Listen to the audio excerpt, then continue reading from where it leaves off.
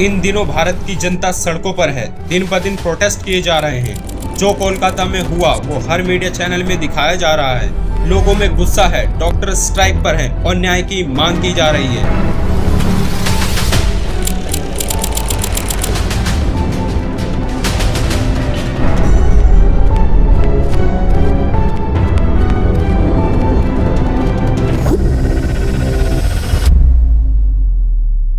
एक first year post graduate trainee doctor जो RG Kar medical college में 9 अगस्त को ऑन ड्यूटी अपना वर्क कर रही थी, एक भगवान का किरदार निभा रही थी। उसी कॉलेज के सेमिनार हॉल में उस डॉक्टर का दरिंदगी के साथ रेप और मर्डर कर दिया जाता है।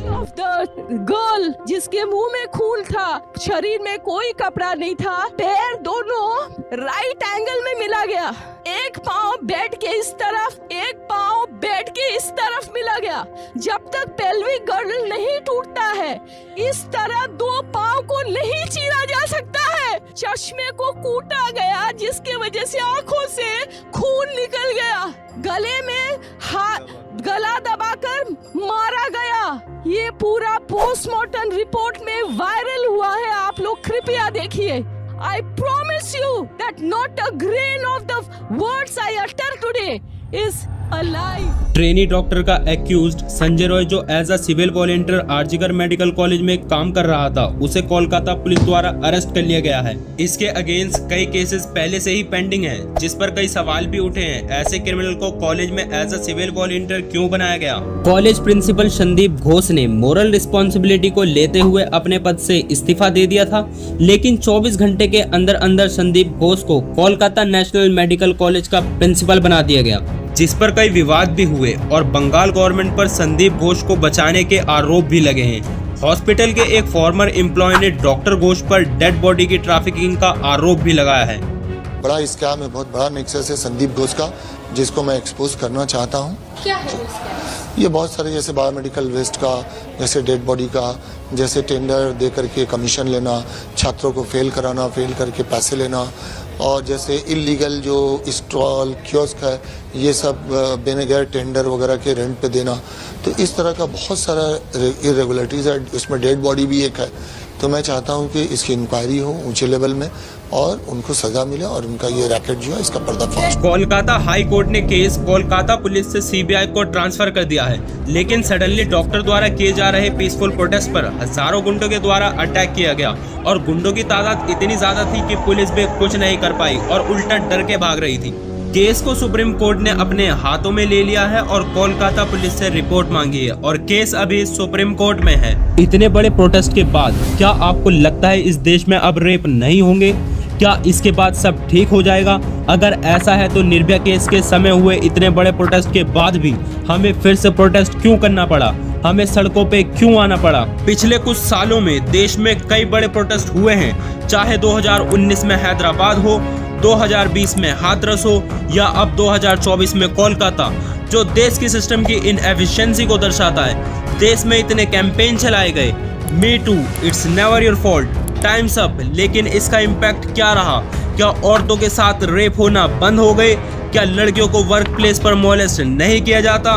क्या औरतें अब सेफ हैं? पिछले इतने दिनों से आंदोलन होने के बाद भी देश के अन्य स्टेट से रेप के केसेस कैसे आ रहे हैं? उत्तराखंड में 31 साल की एक नर्स 31 जुलाई से जॉब के बाद से लापता थी और नर्स की बॉडी मिली 8 अगस्त को, जो कंकाल के रूप में थी। केरला में एक 70 साल की ओल्ड लेडी का रेप किया गया।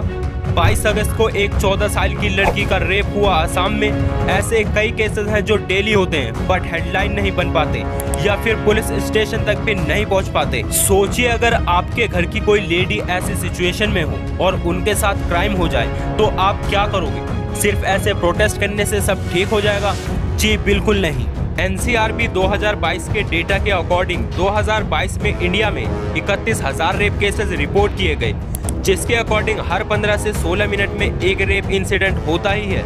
हर दिन लगभग 90 केस रजिस्टर किए जाते हैं, लेकिन ये प्रोटेस्ट साल में एक बार ही क्यों? सिर्फ इसलिए कि ये केस मीडिया के सामने आ जाते हैं और लाइमलाइट मिल जाती है। लेकिन साल के 300 से ज्यादा दिन शांति क्यों रहती है?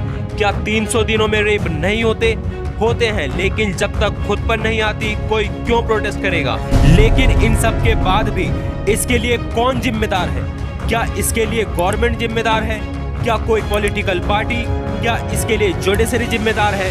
क्या इसके लिए सोसाइटी जिम्मेदार है, जो आज भी ऐसे क्राइम के लिए विक्टिम को ही ब्लेम करती है? 2012 निर्भया केस के बाद 2013 में क्रिमिनल लॉ में कई अमेंडमेंट्स किए गए, जिसमें सेक्शन 375 में रेप की डेफिनेशन को ब्रॉड किया गया। सेक्शन 376 में रेप पनिशमेंट को 10 साल से 20 साल किया गया और ऐसे कई अमेंडमेंट्स किए गए हैं। लेकिन क्या ये अमेंडमेंट्स प्रभावशाली हुए? देश में लगभग 100 रेप केसेस में एवरेज 26 क्रिमिनल को ही सजा मिल पाती है, बाकी ज्यादातर क्रिमिनल्स को कोई सजा नहीं मिलती, जो हमारे देश में कन्विक्शन रेट को दर्शाती है और सिस्टम की इनएफिशिएंसी को दिखाती है। आज देश में ज्यादातर पॉलिटिकल पार्टी के लीडर के अगेंस्ट केसेस फाइल हैं। Crime against women association of democratic reform द्वारा 2019 से 2024 की रिपोर्ट के अनुसार लगभग 151 एमपी एंड एमएलए के अगेंस्ट केसेस फाइल हैं क्राइम अगेंस्ट वुमेन, और इसमें सबसे ज्यादा केसेस वेस्ट बंगाल के एमपी और एमएलए के हैं। देश की 2 सबसे बड़ी नेशनल पॉलिटिकल पार्टीज के एमपी और एमएलए के अगेंस्ट भी केसेस फाइल हैं क्राइम अगेंस्ट वुमेन पर। हमारे ऐसे कई रिप्रेजेंटेटिव जिन्हें हम इलेक्ट करते हैं, वो आपको वुमेन के अगेंस्ट स्टेटमेंट देते हुए दिख जाएंगे, चाहे वो ममता बनर्जी हो, मुलायम सिंह यादव हो, या तीरथ सिंह रावत हो, या प्रज्वल रेवन्ना जैसे पॉलिटिशियन हो जो वुमेन के अगेंस्ट रेप केसेस में जेल में है। अगर किसी लड़की के साथ रेप होता है तो समाज में कुछ एक्सक्यूजेस दिए जाते हैं, जैसे लड़की ने इसके लिए बोला होगा, लड़कियां रात को घूमती है तो रेप तो होंगे ही, काम ही ऐसा करती है रेप तो होंगे ही, लड़के हैं गलतियां हो ही जाती है, लड़कियों को छोटे कपड़े नहीं पहनने चाहिए, लड़कियों को लड़कों के साथ बाहर नहीं जाना चाहिए। कई ऐसे एक्सक्यूजेस दिए जाते हैं जो पैट्रियार्की सोसाइटी माइंडसेट को दर्शाता है। तो इसका समाधान क्या है? क्या सिर्फ रेप की घटना को राजनीति के नजरिए से देखना सही होगा, या फिर सरकार को दोष देने से इसका समाधान हो जाएगा? क्या सिर्फ कानून कड़े कर देने से रेप केसेस रुक जाएंगे? जी बिल्कुल नहीं। इसमें हर व्यक्ति की एक भूमिका है। एक जिम्मेदार नागरिक के रूप में आपको अपनी जिम्मेदारी समझनी होगी। गाली जैसे शब्दों के उपयोग से बचना होगा। एक पेरेंट्स के रूप में अपने बच्चों को घर में, समाज में और किसी भी जगह पे औरतों की रिस्पेक्ट करना और अपनी सीमा में रहना सिखाना होगा। बेटी बचाओ बेटी पढ़ाओ जैसे स्लोगन की जगह बेटे को जिम्मेदार बनाओ और औरतों की रिस्पेक्ट करना सिखाओ। समाज को पिछड़ी सोच को छोड़कर एक सभ्य समाज की तरह सोचना होगा। समाज में लोगों को यह समझना होगा कि छोटे कपड़े रेप का कारण नहीं है, बल्कि ऐसी छोटी सोच रेप का कारण है। नहीं तो 70 साल की लेडी के साथ रेप नहीं होता। रात में लड़कियों के बाहर घूमने से रेप नहीं होता, बल्कि रात में गलत नियत और गलत सोच वाले लोगों के घूमने से रेप होता है, क्योंकि ज्यादातर केस में रेप करने वाले लड़की के जानकार ही होते हैं। एक वोटर के रूप में आपको ये जानना चाहिए कि आप किसे अपना नेतृत्व दे रहे हैं। क्या वो क्रिमिनल तो नहीं है? आपको इसकी जिम्मेदारी लेनी चाहिए। इसके अलावा देश के मीडिया चैनल्स को ऐसे सेंसिटिव केस टीआरपी के एंगल से या पॉलिटिकल एंगल से ना दिखाकर एक समस्या के रूप में दिखाना चाहिए। सेंसेशन और विक्टिम ब्लेमिंग की जगह एक रिस्पॉन्सिबल मीडिया के रूप में रेप जैसे केसेस को कवरेज देनी चाहिए। इवन हमारे एजुकेशन सिस्टम में भी सहमति का अर्थ क्या है, जेंडर इक्वेलिटी का मतलब क्या है, नैतिक शिक्षा, सेक्स एजुकेशन जैसे विषयों को पढ़ाया जाना चाहिए, ताकि युवा इन विषयों से जागरूक रहे। इन्फ्लुएंसर्स और सेलिब्रिटीज को सोसाइटी को अवेयर करना चाहिए, ना कि मूवीज या वीडियोस के थ्रू सेक्सुअलिटी और मस्कुलिनिटी को रॉन्ग वे में प्रमोट करना चाहिए। जैसे कबीर सिंह या एनिमल फिल्मों की जगह समाज में हो रही प्रॉब्लम्स को यूथ के सामने ज्यादा प्रेजेंट करना चाहिए। सोसाइटी को एजुकेट और जेंडर सेंसिटिविटी को प्रमोट करने के लिए हमें एनजीओ और अन्य संस्थाओं का सहयोग लेना चाहिए। गवर्नमेंट को आगे आकर कई इनिशिएटिव लेने चाहिए, जैसे माता पिता को जेंडर जैसे सेंसिटिव इशू पे शिक्षित करने के लिए कई अभियान चलाए जाने चाहिए। सड़कों, संवेदनशील स्थानों पे सीसीटीवी कैमरे लगाए जाने चाहिए, ताकि औरतें सेफ रह सके। एफआईआर को और भी आसान बनाना चाहिए। रेप जैसे इशू की एफआईआर ऑनलाइन भी फाइल की जानी चाहिए। स्पेशल कोर्ट्स को और एफिशिएंट बनाना चाहिए, ताकि ऐसे मैटर में क्रिमिनल को जल्दी पनिशमेंट मिल सके। पुलिस स्टेशन में ऐसे सेंसिटिव इशू पर पुलिस को तुरंत एफआईआर लिखना और तुरंत एक्शन लेना चाहिए, और अगर ऐसा नहीं होता है तो पुलिस के अगेंस्ट कड़े कदम उठाने चाहिए। गवर्नमेंट को एक ऐसा पोर्टल बनाना चाहिए जहां पर रेप सस्पेक्ट या जिसके ऊपर केसेस फाइल है क्राइम अगेंस्ट वुमेन को लेकर